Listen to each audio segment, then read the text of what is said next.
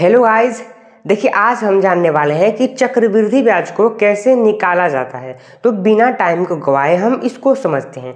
देखिए ये आपके सामने दिया है एक क्वेश्चन। इस क्वेश्चन में क्या कहा जा रहा है कि 800 रुपये का 5% वार्षिक ब्याज की दर से 2 वर्ष का चक्रवृद्धि ब्याज क्या होगा। यानी कि इस क्वेश्चन को आप अपने ऊपर ट्राई कीजिए।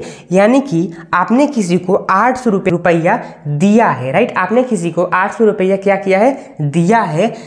तो 5% वार्षिक ब्याज की दर से दिया है, राइट। तो 2 वर्ष का चक्रवृद्धि ब्याज क्या होगा, इसी को हमको ज्ञात करना है। तो देखिए यहाँ पे आपको क्या करना है कि इस प्रकार के क्वेश्चन में से जो महत्वपूर्ण एलिमेंट्स है उनको छांटना है। यानी कि यहाँ पे दिया है 800 रुपया, तो सिंपल हम लोग यहाँ पे लिखेंगे कि दिया है, दिया है, दिया है। अब क्या दिया है कि ये 800 रुपया दिया है। तो जो 800 है यानी कि जो आपका धन है उसी को बोलते हैं हम लोग मूलधन।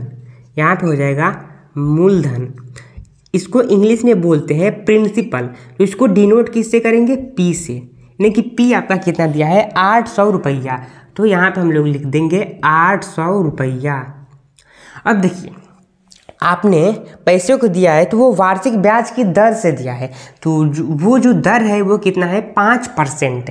यानी कि इसको हम लोग बोलेंगे दर, इंग्लिश में बोलेंगे रेट। तो इसको डिनोट करेंगे किससे, आर से। तो यहाँ पे हम लोग आर लिख देंगे, आर कितना है आपका, 5%। 5%। अब देखिए आपने 5% वार्षिक ब्याज की दर से दिया है तो समय कितना है, 2 वर्ष का। यहाँ पे देखिए 2 वर्ष का। तो सिंपल जो वर्ष होगा वो उसको हम लोग डिनोट करते हैं एन से, एंड यहाँ पे हो जाएगा 2। अब देखिए जो चक्रवृद्धि ब्याज का फॉर्मूला होता है वो क्या होता है, आप यहाँ पे देखिए कि चक्रवृद्धि ब्याज, चक्रवृद्धि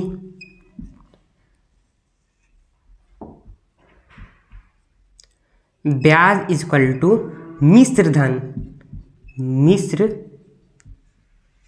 धन माइनस मूल धन, राइट। मिश्र धन माइनस मूल धन। यानी कि हम लोग निकालेंगे मिश्र धन को, मूल धन हमको क्या है, ज्ञात है। अगर हम लोग मिश्र धन निकालेंगे तो जो हमारा चक्रवृद्धि ब्याज है वो निकल कर आ जाएगा। तो चलिए हम लोग फॉर्मूले को लगाते हैं मिश्र धन का। देखिए यहाँ पे मिश्र धन इक्वल टू क्या होता है, मिश्रधन इक्वल टू क्या होता है, यहाँ पे होता है आपका प्रिंसिपल यानी कि मूलधन। मूलधन एक कोष्टक को आ जाएगा, वहाँ पे हो जाएगा 1 प्लस दर यानी कि आर बटे में हो जाएगा 100 एंड पूरे का हो जाएगा स्क्वायर में n। अब हम इस एलिमेंट्स को इस फॉर्मूले में क्या करेंगे, भर देंगे। तो देखिए यहाँ पे इक्वल का चिन्ह डाल देंगे। पी कितना है आपका, यानी कि मूलधन कितना है आपका 800। तो 800 हम लोग यहाँ पे लिख देंगे, कोष्टक लगा देंगे 1 लिखकर, प्लस में आर कितना है आपका 5%। तो यहाँ पे लिख देंगे 5%। पूरे के बट्टे में नहीं लगाएंगे, 5 के बट्टे में 100 लगा देंगे एंड कोष्टक बंद कर देंगे। अब n कितना है, तो वो है आपका 2। तो 2 हम इसके पूरे की स्क्वायर में लगा देंगे। अब आगे बढ़ेंगे। देखिए 800 का 800 से हम वैसे ही उतार देंगे। देखिए बोडमास नियम के अनुसार सबसे पहले हम कोष्टक को क्या करेंगे, हल करेंगे। तो इस कोष्टक में सिंपली कुछ हल नहीं करना है, साधारण सा है। देखिए 5 से 5 कितनी बार में जाएगा, 1 बार में। एंड 5 से 100 कितनी बार में जाएगा, तो वो जाएगा आपका 20 बार में। तो यहाँ पे लिख देना है 20, राइट। अब फिर से आपको क्या करना है कि 1/20 पूरे के स्क्वायर। अब फिर से आपको इक्वल लिख देना है एंड 800 लिख देना है, सेम एज इट इज़। अब देखिए कि अगर इस प्रकार का कंडीशन बन रहा है तो सिंपल आपको क्या करना है, सिंपल से आपको क्या करना है, देखिए ये जो कंडीशन है वो कहीं भी बन सकता है। तो जो हम आपको बताने वाले हैं वो कहीं भी आपको करना है। यानी कि जो 20 है उससे आपको ऊपर वाली संख्या में गुणा कर देना है। यानी कि 20 से अगर 1 में गुणा करेंगे तो कितना होगा, 20 होगा। तो यहाँ पे लिख देंगे 20 एंड ये जो +1 है उसको हम लोग प्लस में 1 लिख देंगे। अब पूरे के बटे में फिर से 20 को लिख देंगे एंड पूरा का स्क्वायर हो जाएगा, राइट। यहाँ तक आपने समझा होगा। अब आगे बढ़ते हैं। फिर से हम लोग 800 वैसे ही उतार देंगे, राइट। अब देखिए 20 1 को जोड़ेंगे तो कितना होगा, 21।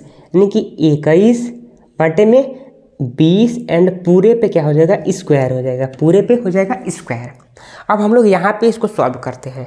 देखिए 800 का सेम 800 रहेगा, राइट। अब 21 का अगर आप स्क्वायर करेंगे तो कितना प्राप्त होगा, उसको हम लोग वहाँ पे करके देख ले रहे हैं। देखिए यहाँ पे करिए आप, 21 गुणे में 21, राइट। तो 1 से 1 में गुणा करेंगे तो 1 होगा, 1 से 2 में करेंगे तो 2 होगा, एंड 2 से 1 में करेंगे तो 2 होगा, एंड 2 से 2 में करेंगे तो 4 होगा, राइट। तो 1 4 एंड 4, यानी कि फाइनली अगर हम 21 के स्क्वायर कर रहे हैं तो कितना प्राप्त हो रहा है, 441। तो यहाँ पे लिख देंगे हम लोग 441, इसके बटे में कितना होगा, अगर हम 20 से 20 का स्क्वायर कर रहे हैं तो कितना प्राप्त हो रहा है। यहाँ पे आप फिर से एक बार देख लीजिए, मान लीजिए कि 20 का स्क्वायर का मतलब होता है 2 बार 20 का आपस में गुणा। तो यहाँ पे देखिए 20 है, इसका आपस में गुणा कर ले रहे हैं। देखिए 0 से हो जाएगा 0, एंड 0 से 2 में करेंगे तो हो जाएगा 0, फिर से कट का चिन्ह, एंड 2 से 0 में करेंगे तो 0, एंड 2 से 2 में करेंगे तो 4, यानी कि फाइनली हमारा कितना प्राप्त हो गया, 400। तो 441 के बटे में 400 लिख देंगे, कोष्टक बंद। अब देखिए 800, चूँकि इसके 800 के और 441 के बीच में कोई चिन्ह नहीं है, यानी कि हम मान लेंगे कि ये गुणे के चिन्ह में है। तो इसको हम लोग कुछ इस प्रकार से लिख देंगे, 800 गुणे में 441 बटे में 400। अब आपको क्या दिख रहा है, राइट ना। अब आप कमेंट में बताइए कि अब यहाँ पे क्या होगा, राइट। देखिए सबसे पहले यहाँ पे आपको करना क्या है कि ये जो 2 जीरो है, 2 जीरो को कटाना है, और ऊपर जो 2 जीरो है उसको कटा देना है, राइट। यहाँ पे जीरो जितना होगा उतना जीरो को यहाँ पे काट देना है, सिंपल सा आपको करना है।